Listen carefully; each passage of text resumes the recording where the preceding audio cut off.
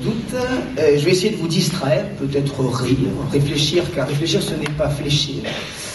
Je vais éviter de vous faire pleurer, car tout le monde sait que Toulouse pleure et c'est Bordeaux qui s'inonde. Je serai l'obligation de mettre de l'eau dans mon vin, et je trouve cela immonde. Alors on va commencer par un cours magistral de falsification proverbialique. Alors, en fait, c'est-à-dire on prend un proverbe, en faux, et on l'explique. Parce que si on l'explique pas, ça sert à rien. Alors on va parler de Spanghero, l'actualité, bon maintenant passée. Ils avaient parié sur le mauvais cheval, et on pourrait dire, qui mange un chien crache des plumes. C'est-à-dire qu'on ne fait plus confiance à ce qu'on mange. Voilà. Oui. Remplacer les glaçons par les poissons rouges, domestiquer un nuage, c'est tutoyer un poète. Et après on peut mettre des sentences. Comme par exemple, chien qui mord n'est pas mort, mais bientôt.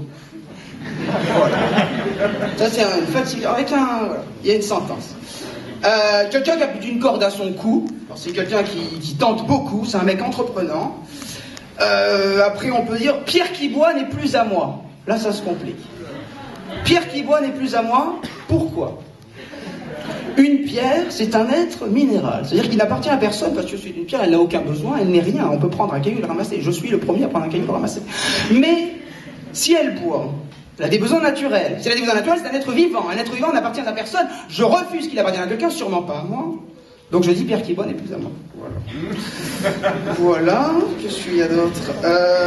J'ai des trucs dégueulasses aussi. Ziggy, il adore ça. Bon, dégueulasse, on va commencer par quelque chose d'un peu soft. Hein. On se connaît à peine. Dalida chante et le temps passe, ragnagna et le temps passe. C'est moyen. C'est pas encore si dégueulasse que ça. Il y a pire. Hein. Il y a pire. Bon, là j'ai un petit proverbe pour les mustilidés, les rongeurs, etc. Ils cherchent le raton pour se faire martre. Voilà. C'est pour les autres amis rongeurs, rimailleurs, qui de leurs dents grignotent le bonheur. Voilà.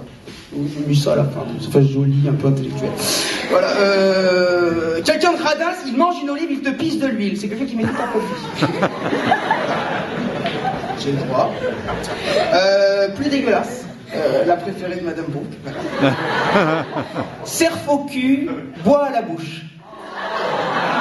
Faut attendre de laisser venir l'image. Tout le monde sait que l'alcool corrompt le temps. J'ai arrêté de boire, ça fait 3 jours. Oui, ça fait 3 jours, je vous remercie. Je m'appelle Maxime. À l'époque, j'avais bu la goutte de rhum qui fait déborder l'ivrogne, et j'avais écrit un truc qui est vraiment dégueulasse, qui se compose de 3 vers, que certains connaissent, avec des rimes simples, et plein d'images. J'ai mangé ma chatte. J'ai mangé mamie, j'ai mangé ça à chatte. C'est dégueulasse.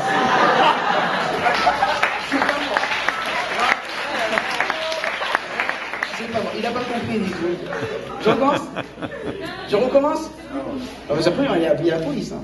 Non, c'est pas. Alors après, on s'est amusé à faire des fables, en fait.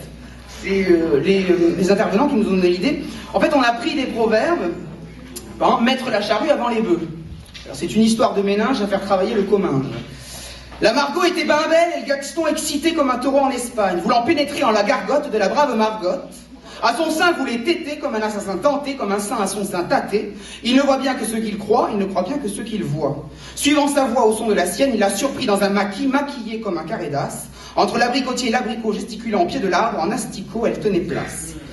En face de Gaston, bon Gaston, excité comme un caneton devant la mare, frustré d'exciter d'attendre, il en avait ben marre. Voilà qu'il court, la saisit pour lui faire l'amour. Margot s'érectionne et se ressaisit, Gaston de son érection se saisit. D'une main preste de velours qui cachait le fer, Margot ne se laisse pas faire, écrasant d'une main 2 coups et d'une pierre 2 couilles, pour clore l'affaire. Gaston crie, Gaston pleure, il voulait du cœur et du luc, le voilà malheur et eunuque. La Thatcher du Piémont lui donna la voix d'un enfant de cœur et une belle leçon pour la postérité et l'infertilité du cœur au bout du con, de la tête à la nuque, il réfléchira la prochaine fois. On ne met pas la charrue avant les vœux, au risque de se faire briser les œufs.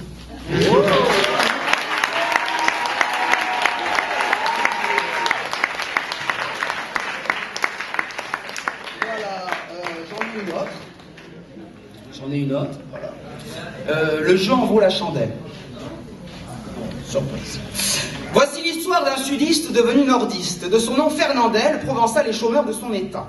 Espérant emploi trouvé en Nord, pas de Calais, fuyant femme et marmot en Provence, pas de boulot. Sur la route du Nord où ne mord que le froid, le voilà qui regrette déjà son choix. La Provence, les abeilles, le soleil, dans ses yeux une goutte vermeille. Vers Dunkerque, il pense faire merveille. Sa brave femme veille sa mère dans sa terre au bord de la mer.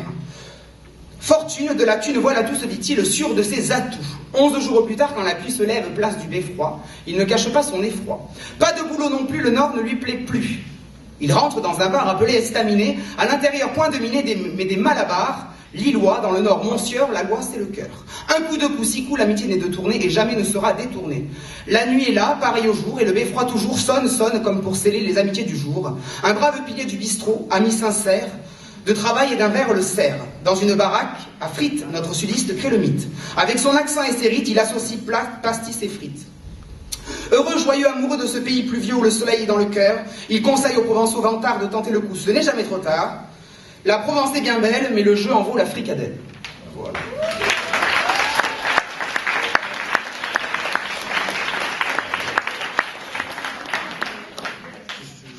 C'était pas un bref en digivolu. Voilà. Bon, ben, j'ai dit j'arrête. Non. Bon, ben voilà, on écoute. Je me rappelle d'ailleurs d'Audi qui me disait tout le temps parole de Gascon, c'est quelque chose qui n'est pas fiable. Parole de Gascon. Bon, moi j'ai réfléchi à ça. Et j'ai dit, je vais essayer de décliner ça, faire comme une déclinaison. Alors, une déclinaison. Déclinaison, ah, c'est un déclinaison. Oh là là.